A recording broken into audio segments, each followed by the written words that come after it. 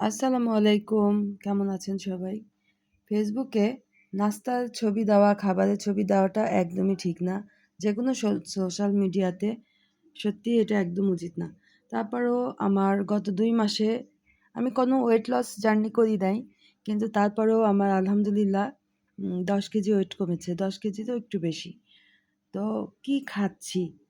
সত্যি বলতে কি আমার ছেলেটা চলে যাওয়ার পর থেকে আমার খাওয়া-দাওয়া একদমই কমে গেছে। কারণ আমার ভাত রান্না করতেই মন চায় না। যাও রান্না করি দেখা গেছে ১ বার, ২ বার, ৩ বারও হয়ে যায়।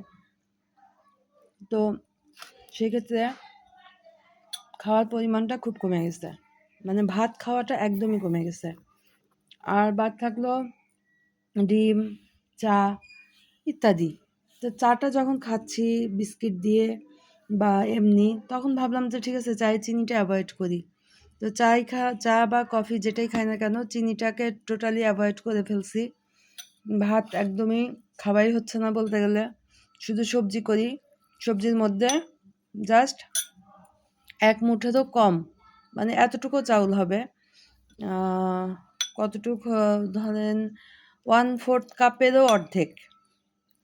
এতটুক পরিমাণ চাউল দিয়ে দিই ওই সবজির মধ্যেই। মানে কিছুটা বাচ্চাদেরকে যে খিচুড়ি করে ওই টাইপের। এই হচ্ছে আমার খাওয়া।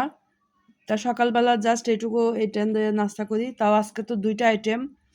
কারণ একটু জার্নি করা আছে। তো ২ টা আইটেম না খেয়ে কখনো, কখনো একটা আইটেমই খাওয়া হয়। হয়তো ডিম খেয়ে, পানি খেয়ে চা খাচ্ছি বা বিস্কিট খেয়ে চা খাচ্ছি এরকম। তো আজকে ২ টা খাচ্ছি কারণ আজকে জার্নি আছে আমার। আমি জার্নিতে প্রচণ্ড দুর্বল। জার্নি দেখলেই আমার ভীষণ ভয় লাগে। তারপরেও জার্নি করতে হবে, একটা জায়গায় যেতে হবে। এই হচ্ছে আসলে অবস্থা। খাবারটা সম্পূর্ণই নিজের ইচ্ছা। আপনার যদি ইচ্ছা থাকে যে আমি এটা খাবো না, দেখবেন ওটা আর খাওয়া হবে না। আর তার সাথে যদি ইমোশন যোগ থাকে তাহলে তো কথাই নেই। আমার ছেলে আর আমি সবসময় একসাথে বসে খেয়ে অভ্যাস। যে কারণে ভীষণ খারাপ লাগতেছে। আর ওর ম্যাক্সিমাম খাওয়া হচ্ছে ওর বিরিয়ানি, ফাস্ট ফুড, খিচুড়ি। সাদা ভাত খুবই কম খাওয়া হচ্ছে। তো এটাও একটা কষ্টের কারণ হয়ে গেছে যে আমার ছেলেটা ভাত খাচ্ছে না, সাদা ভাত খাচ্ছে না, খেতে সময় মতো পাচ্ছে না। এটাই বিষয়, আর কোনো বিষয় না। কিন্তু এতে করে যদি আমার ওয়েটটা কমে যায় তাহলে তো আলহামদুলিল্লাহ। মানুষ কত চেষ্টা করে এর আগে আমি কমাতে পারি নাই। হঠাৎ সেদিন ওজন করতে যেয়ে দেখলাম যে কি ব্যাপার এত কম কেন? তাহলে মেশিনে গন্ডগোল।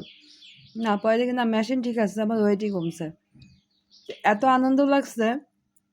তা এখন এটার প্রতি আমার একটা আগ্রহ বাড়ছে যে ঠিক আছে হ্যাঁ ওয়েট তাহলে কমাইতে হবে, এভাবেই কমাইতে হবে।